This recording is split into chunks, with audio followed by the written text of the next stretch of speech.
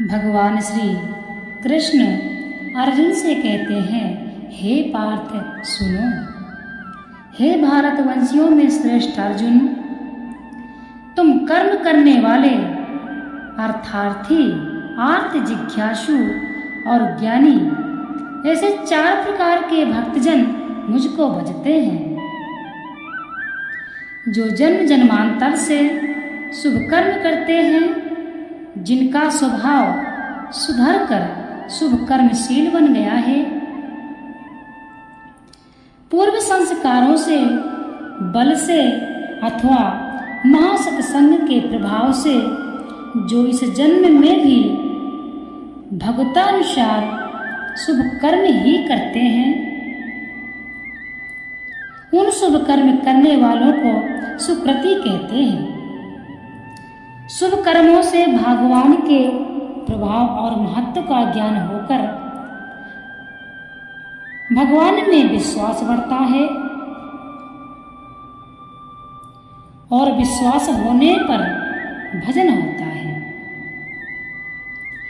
इससे यह सूचित होता है कि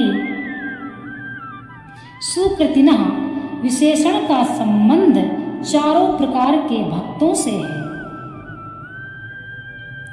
अर्थात भगवान को विश्वास पूर्वक भजने वाले सभी भक्त सुकृति ही होते हैं, फिर चाहे वे किसी भी हेतु से भजे। अर्थार्थी भक्त के क्या लक्षण हैं? स्त्री, पुत्र, धन, मान बढ़ाई, प्रतिष्ठा और स्वर्ग सुख आदि इस लोक और परलोक के भोगों में से जिसके मन में एक की या बहुतों की कामना है, परंतु कामना पूर्ति के लिए जो केवल भगवान पर ही निर्भर करता है और इसके लिए जो श्रद्धा और विश्वास के साथ भगवान का भजन करता है, वह अर्थार्थी भक्त है। सुग्रीव, विभीषण आदि भक्त अर्थार्थी माने जाते हैं। इनमें प्रधानता से ध्रुव का नाम लिया जाता है। स्वयंभू मनु के पुत्र उत्तानपाद के सुनीति और सुरुचि नामक 2 रानियां थीं। सुनीति से ध्रुव का और सुरुचि से उत्तम का जन्म हुआ था। राजा उत्तानपाद सुरुचि पर अधिक प्रेम करते थे। एक दिन बालक ध्रुव आकर पिता की गोद में बैठने लगा। तब सुरुचि ने उसका तिरस्कार किया करके कहा, जो तेरा जन्म सुनिधि के गर्भ से हुआ है। सुरुचि ऐसे कटु वचन बोलने लगी कि ध्रुव का मन दुखित हो गया। सुरुचि ने कहा, तू अभागा है और जो तेरा जन्म सुनीति के गर्भ से हुआ है। राज सिंहासन पर बैठना होता तो मेरे गर्भ से जन्म होता। जा श्री हरि की आराधना कर, तभी तेरा मनोरथ सफल होगा। विमाता के प्रदर्शनापूर्ण व्यवहार से उसे बड़ा दुख हुआ। वह रोता हुआ अपनी माँ सुनीति के पास गया और उससे सब हाल उसने कह सुनाया। सुनीति ने कहा, बेटा, तेरी माता सुरुचि ने ठीक ही कहा है। भगवान की आराधना के बिना तेरा मनोरथ पूर्ण नहीं होगा। माता की बात सुनकर राज्य प्राप्ति के उद्देश्य से बालक ध्रुव भगवान का भजन करने के लिए घर से निकल पड़ा। रास्ते में नारद जी मिले। उन्होंने उससे लौटाने की चेष्टा की, राज्य दिलाने की बात कही, परंतु वह अपने निश्चय पर डटा रहा। तब उन्होंने उसे ओम नमो भगवते वासुदेवाय इस 12 अक्षर मंत्र का और चतुर्भुज भगवान विष्णु के ध्यान का उपदेश भी देकर आशीर्वाद दिया। ध्रुव यमुना जी के तट पर मधुवन में जाकर तप करने लगा। उन्हें तप से डिगाने के लिए नाना प्रकार के भय और लोभ के कारण सामने आए, परंतु वे अपने व्रत पर अटल रहे। तब भगवान ने उनकी एक निष्ठ भक्ति से प्रसन्न होकर उन्हें दर्शन दिया। देवर्षि नारद जी के द्वारा संवाद पाकर राजा उत्तानपाद अपने पुत्र उत्तम तथा दोनों रानियों के साथ उन्हें लिवाने चले। तपोमूर्ति ध्रुव उन्हें मार्ग में आते हुए मिले। राजा ने हथनी से उतरकर उनको गले लगा लिया।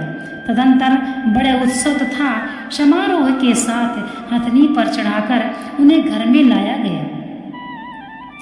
अंत में राजा ने ध्रुव को राज्य सौंपकर स्वयं वानप्रस्थ आश्रम ग्रहण कर लिया। आर्त भक्त के क्या लक्षण हैं? जो शरीर का या मानसिक संताप, विपत्ति, शत्रु भय, रोग, अपमान, चोर, डाकू और आतताइयों के अथवा हिंसक जानवरों के आक्रमण आदि से घबराकर उनसे छूटने के लिए पूर्ण विश्वास के साथ हृदय की अडिग श्रद्धा से भगवान का भजन करता है, वह आर्त भक्त है।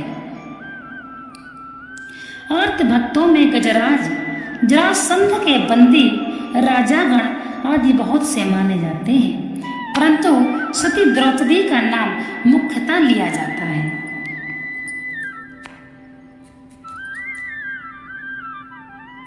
हम किस प्रकार की भक्ति करते हैं, वैसा ही हमको फल प्राप्त होता है। कोई अर्थ की कामना से करता है, कोई अपनी मनोरथ की सिद्धियों के लिए करता है। इसीलिए श्रीमद् भागवत गीता में भगवान बतला रहे हैं, द्रौपदी राजा द्रुपद की पुत्री थी। वे यज्ञ वेदी से उत्पन्न हुई थी। इनके शरीर का रंग बड़ा ही सुंदर श्याम वर्ण था, इससे इन्हें कृष्णा कहते थे। द्रौपदी अनंत गुणवती, बड़ी पतिव्रता, आदर्श गृहिणी और भगवान की सच्ची भक्त थी। द्रौपदी श्री कृष्ण को पूर्ण ब्रह्म सच्चिदानंद घन परमेश्वर समझती थी। संपूर्ण जगत में ईश्वर ही व्याप्त है, ईश्वर ही परिपूर्ण है, ऐसा सभी की भावना होनी चाहिए। मनुष्य अल्पज्ञ है, अपने आराध्य पर कभी संशय नहीं करना चाहिए। आप गीता पढ़ते हैं, रामायण पढ़ते हैं, आपको यह बात समझ में आनी चाहिए कि जो व्यक्ति भक्ति करता है उसकी भावना कैसी होनी चाहिए। श्रीमद् भागवत गीता में भगवान कहते हैं, मैं मनुष्य के बड़े बड़े चढ़ावे नहीं देखता, तथा जो व्यक्ति मेरी भावना से पूजा एवं भक्ति करते हैं, मैं उनका यह नहीं देखता कि वह मेरी विधि विधान से पूजा कर रहे हैं अथवा नहीं। मैं तो अपने भक्त का भाव देखता हूँ। यदि कोई बड़े बड़े चढ़ावे चढ़ाता है, अधिक पैसा खर्च करके पूजन की सामग्री अच्छी अच्छी लाता है और महंगी महंगी वस्तुएं भगवान को अर्पण करता है, परंतु उसके मन में यह घमंड है, यह गर्व है कि मैं सबसे अच्छी पूजा करता हूँ, मैं सबसे ज़्यादा भगवान की पूजा में खर्च करता हूँ, मैं उससे ज़्यादा भगवान को चढ़ा रहा हूँ। यदि ऐसा गर्व है तो ऐसी पूजा भगवान स्वीकार नहीं करते हैं। पूजा में भावना होनी चाहिए, विनम्रता होनी चाहिए, घमंड नहीं होना चाहिए। भगवान पर संपूर्ण भरोसा होना चाहिए। ऐसी ही भक्ति से ईश्वर खुश होते हैं।